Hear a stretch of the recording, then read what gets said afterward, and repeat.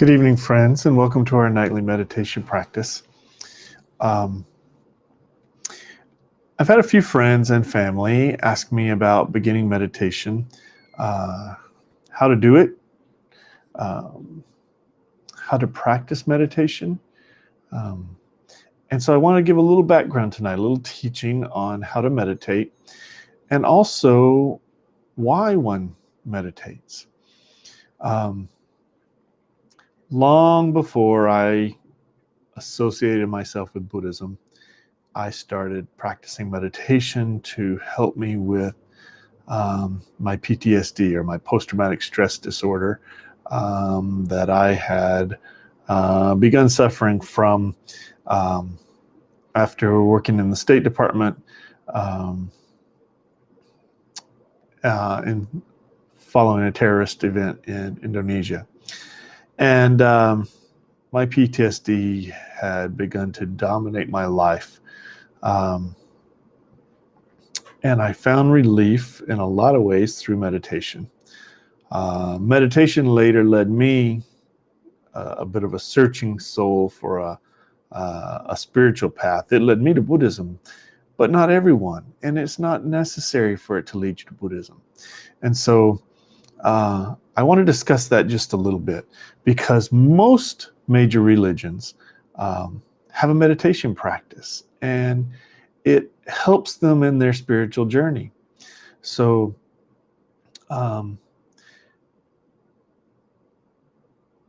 I think to myself, uh, why do people of other religions meditate? Uh, and the answers to that are the same answers that Buddhists meditate. So um, let me take, for example, Islam. So in the religion of Islam, meditation is also practiced. It's practiced by the Sufis. And the Sufis are a little bit of the esoteric, um, uh, thoughtful, meditative branch of Islam. And in Sufi meditation, called muraqabah, I hope I pronounced that correctly, muraqabah, it means to observe, which when I practice meditation, I observe my breath. What Sufis are attempting to observe is to observe um, their heart, or their internal relationship with Allah and with their own surroundings. So with the world at large. Very similar as a Buddhist meditates to observe one's relationship with the world and with the cosmos, with all of creation. So it's very similar. And so so I say this to Fiza, to Intan, as you seek to learn meditation, to meditate over your parents who are suffering from COVID. This is not choosing one religion over another, or practicing one religion over another. Meditation is to put oneself right with the world around them. Meditation into our relations with the universe, and that's exactly what Ba is intended in the Sufi meditation practice. So for my Catholic friends, of course,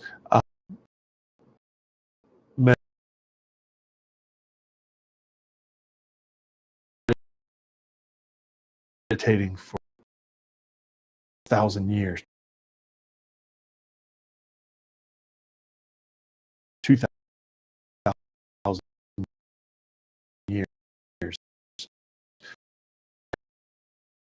silent meditation.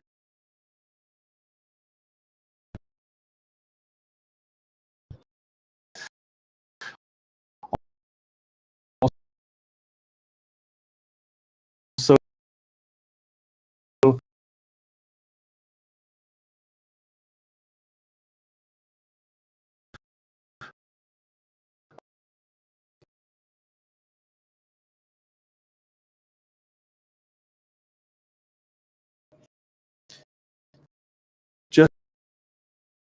order to allow one to enter into a state of vocalized meditation.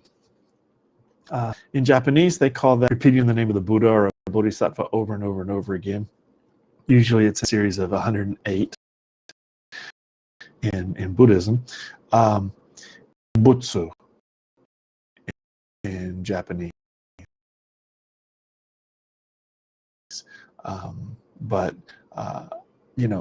Buddhism, the repeating over and over again of prayers, which become very similar to the repeating of mantras in Buddhism. So for my friends of many different religions and my family of different religions, I just want to let you know that you don't have to choose one over the other. You can practice your religion, you can believe in your religion, and still gain that insight that's available to you through meditation. And so that's what I want to focus on tonight. If you want to call it Nembutsu, if you want to call it Murakaba, if you want to call it breathing meditation, if you want to call it reciting a Hail Mary or the Lord's Prayer or whatever you want to call it, that insight that we can each gain by practicing meditation helps relieve us of our own suffering. And that's what it's all about. That's what the Buddha taught. That's what the Prophet Muhammad taught. That's what Abraham taught, which was we practice our religion in order to relieve suffering, our own suffering, the suffering of our families, the suffering. Those basic core tenets of what we're trying to do are the same, and that is to relieve suffering. So whether we're trying to relieve our own suffering or the suffering of others, we can practice that through meditation. So tonight about how to meditate, because it takes time and it takes effort to learn how to meditate. And so I'm going to sit with Tom for 30 minutes one night. When you're learning to meditate, 30 minutes is an eternity. And learning to meditate can be taken one small step at a time. So I would encourage you to learn meditation in 5 minutes. If you have 5 minutes a day, if you just have 1 minute a day, sit quietly and learn to meditate, your practice will grow and grow until you can sit for hours. And so I would encourage you that if you're going to sit for a great length of time, sit for an hour, get up and we'll do a walking meditation or some type of exercise meditation. Get your body moving again, get the blood circulating well. It will keep you refreshed and keep you awake when you're meditating. If you're sleeping, that's slothfulness. You're not meditating, you're not cleansing the mind, you're not gaining insight when you're sleeping. I learned as a soldier, you can sleep sitting up, you can sleep standing up, you can sleep laying on rocks, you can sleep anywhere if you're tired enough. And that does not achieve what we want to achieve in meditation. So what we want to achieve in meditation is learning insight by being aware of the present moment. So in Buddhism, we talk about there's only one moment, and that's the present moment, because the past is behind us, and nothing we do, nothing we worry about, nothing we stress over can change the past. The past is already gone, and the future is not here. We cannot stop it from coming, but we also can't stop it from unfolding in a way that we cannot expect. So what we have to do is pay attention and be aware of the present moment. So that's what breathing meditation allows us to do. When we meditate, we focus on our breath. The Buddha teaches that we focus on the in-breath and the out-breath, and we focus on whether or not we breathe in long and breathe out long, or we breathe in and breathe out short. And we're aware of that. And we do not change our breathing intentionally when we're meditating. Just note, that was a long in breath, out breath. We just note it mentally, that's all. And by doing that, we focus only on the present moment. Here, if we could hear well enough, we would hear our heart beating. And maybe that's something we could focus on. But we can't generally, unless you're in a really, really, really quiet place, blowing, the fan blowing, the crickets chirping outside, whatever it is just enough background noise that we can't hear that. But we can always feel and or hear our breathing. We can feel the rise and fall of the chest, or the rise and fall of the abdomen. We can feel our breath as it's cool when we breathe in and warm when we breathe out of our nose. So all of those things keep us tied to the present. Okay? If you've watched me before, you know that I like counting my breaths as I meditate. Breath. So what I personally do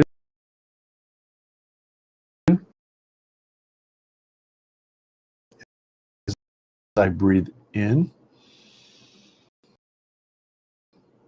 and on my out breath, I count 1, 2. Every out breath I breathe, every time I breathe out, I count. And I count to 10. So after 10 in breath and 10 out breaths that I've kept track of, I stop counting and I start over at 1. And I continue that cycle. 1 to 10, start over. 1 to 10, start over. And it becomes a habit of focusing on my out breath. With each exhalation, I count, and then I count, and then I go to the next one until I start over. So I tell you this because that's what works for me in maintaining my concentration. Some people, they breathe in, they count 1 as the in breath, out as out is number 2, the out breath is number 2, in is 3, out is 4, and they do that to 10, and then they start over. Perfectly okay too. Other people just watch the rise and fall of the abdomen. For example, when you breathe in, the abdomen rises. When you breathe out, the abdomen falls. Just a little bit.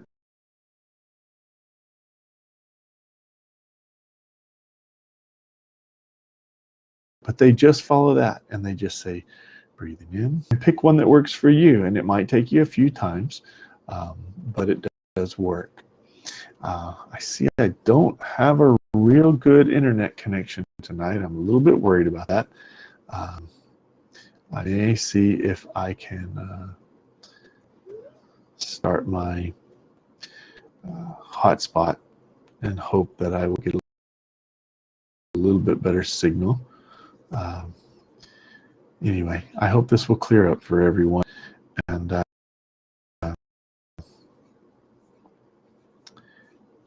transmission tonight.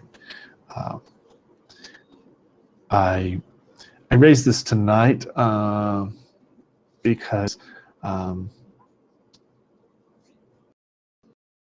Intan's parents are both medically induced coma due to COVID in Malaysia.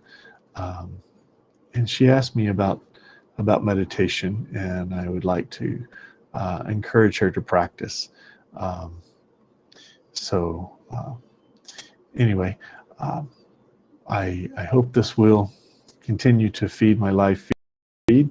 We're going to do a 5-minute practice together. Join me, and just think to yourself, but we meditate. My preferred method is to gently close my eyes. Other people just want to cast their gaze down about 1 foot or 2 feet in front of them, not focusing on anything, perhaps just focusing on the ground in front of you, but just casting your gaze down and not worrying about what you see. but focusing on your breath. Me, I like to just gently close my eyes so that they're at rest, but I'm focused on my breathing the whole time. There will come times when you're meditating, you will lose count. You will realize, oh, what was I thinking about? Oh, I was thinking about X, Y, or Z. Stop right there and say, okay, go back to my breathing, and then start counting your breath again. And you may lose track many, many times. But the whole idea is we constantly learn these are distractions. These are impermanent thoughts. We go back to the present moment, that present moment being following our breath. Okay, so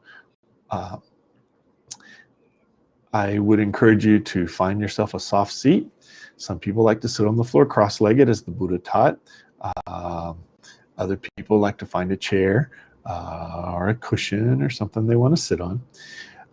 The idea is to sit up straight and hold your body as to the top of your head, just holding your head up straight. Your chin should be about level to the ground.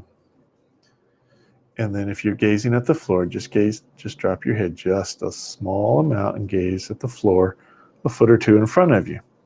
If you're closing your eyes, just think of that string as holding your head up and your back is straight. You can place your hands on your lap anywhere that is comfortable. There is no right place to put your hands when you're meditating. Some Zen practitioners believe that you need to make a perfect circle when you meditate. No, you can put anywhere they are comfortable. I place my hands with my right thumbs resting on each other. So it's kind of a modified version of that Zen circle, but I just do it because that's a comfortable place for me to put my hands and not move them and not feel position. The idea of meditation is not to worry about your hands or other part of your body except your breathing in and out. Able to do that best when you're sitting up erect. So when you're sitting up straight. Okay. So I'm sitting in a chair, as I am nearly every night when I meditate. I place my hands in my lap, as I showed you. Like this is how I do it. You can put them anyway. Some people put them on their legs.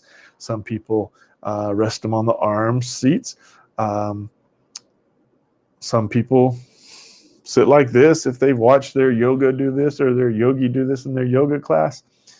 Any way that makes you comfortable is appropriate. You go and you set yourself erect, and you either gaze downward or you gently close your eyes and you begin to follow your breath. Okay, so that's what we're going to do. We're going to do it for 5 minutes. Okay, so I have a timer. I use Insight Timer because I think it's very helpful in giving me something to start and stop with. And in my case, I start and stop with bells, which is tradition to the Buddhist experience. But they have wooden blocks on here. You can have a one-time bell. You can have 3 bells. It doesn't matter. Okay, it doesn't matter. What matters is you're focused on your breath and you're concentrating on that present moment. Okay, so we're going to do this for 5 minutes and only 5 minutes. And then we're going to discuss a little bit about how we build on that 5 minutes in the future. But I would tell you now, start with 5 minutes if you can. If you can only do 2 or 3 minutes, do 2 or 3 minutes. And then do a week. And then build up. Okay, I did 5 minutes every day last week. I'm going to try to do 10 minutes every day next week. And build yourself up. There's probably no reason. I've been meditating for years now. There's probably no reason you need to meditate more in the initial stages than 30 to 40 minutes at a time. There's just not. Once you learn meditation, you will learn that everything you do through the day is part of your mindfulness training. And that comes later. We'll worry about that at another time. Okay. The great Vipassana meditation teacher, Deepa Ma, would encourage people to meditate an hour in the morning, an hour in the evening, more 2 hours in the morning, 2 hours in the evening, if you have time. things like that. She was teaching enlightenment techniques.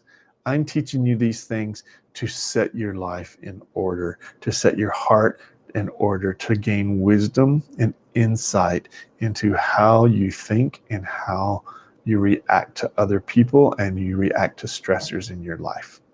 Okay? We can have a whole nother class about meditation to lead to enlightenment. But the more you learn to meditate and see that insight within you, you don't need to worry about enlightenment. Enlightenment comes on its own. Okay? So as the great Korean Zen teacher Sung San would say, if you're seeking enlightenment, you're not going to find it. So stop seeking. Just practice. It will come to you. So let's practice. At this time, we will practice 5 minutes of breathing meditation. Okay? So let me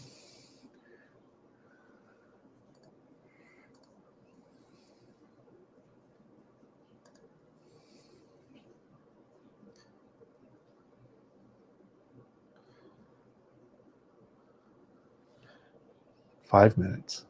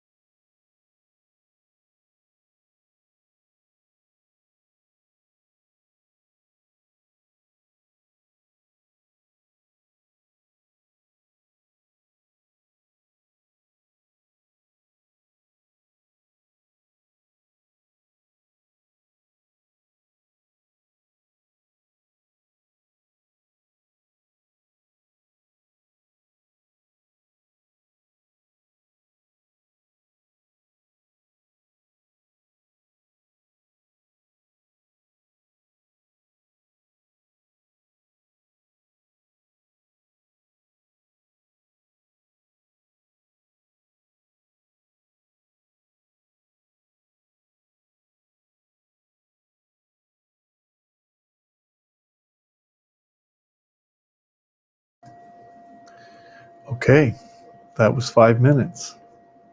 Goes by pretty quickly if you're focusing on your breath. So, what do we learn when we meditate? We learn to focus on the present. We learn not to think about the past, not to worry about the future, but to solely focus on the present. That's why we follow our breath. When we make ourselves right with our Maker, whether that Maker we call Jesus, whether that Maker we call Allah, Elohim, whatever we call our Maker, when we make right with our Maker, we're making right with him or her right now. Right now. And then we set vows to ourselves that I'm going to continue to be right with my Maker. I'm going to continue to be right with the world. Not in the future, but now, and with each present moment that we face.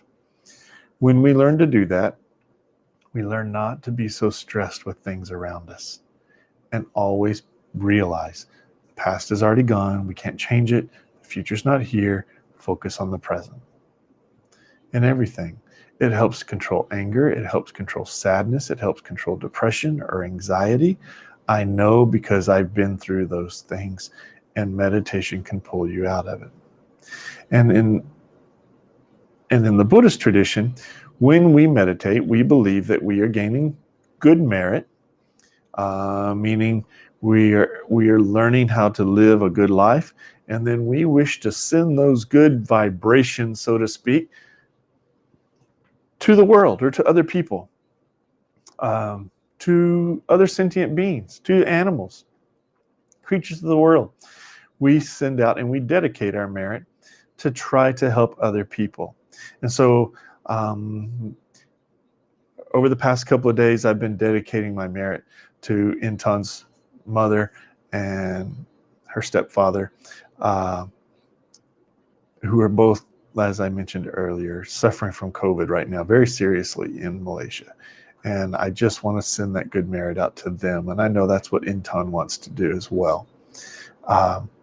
So focus on where you want it to go, and then just say, I dedicate my good intent of my meditation to those who are suffering. When we meditate, we seek to end suffering, not just our own, but other people's and other creatures' suffering. That's why I said this is inherent in every religion.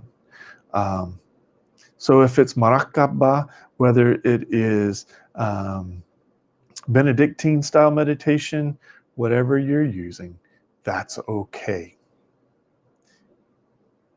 The insight you gain will benefit you and all of those around you. So I hope this was instructive. I hope it was helpful to you. And I hope that perhaps it's something that you'll want to pick up on. Try it. 5 minutes a day. All of us have 5 minutes. Follow the breath. In breath, out breath. Just being aware. That's all that meditation is. And then we can practice other techniques and other things to focus on in the future. I hope you'll join me again tomorrow night, and we'll talk more about the beginning of meditation practice. Have a good evening.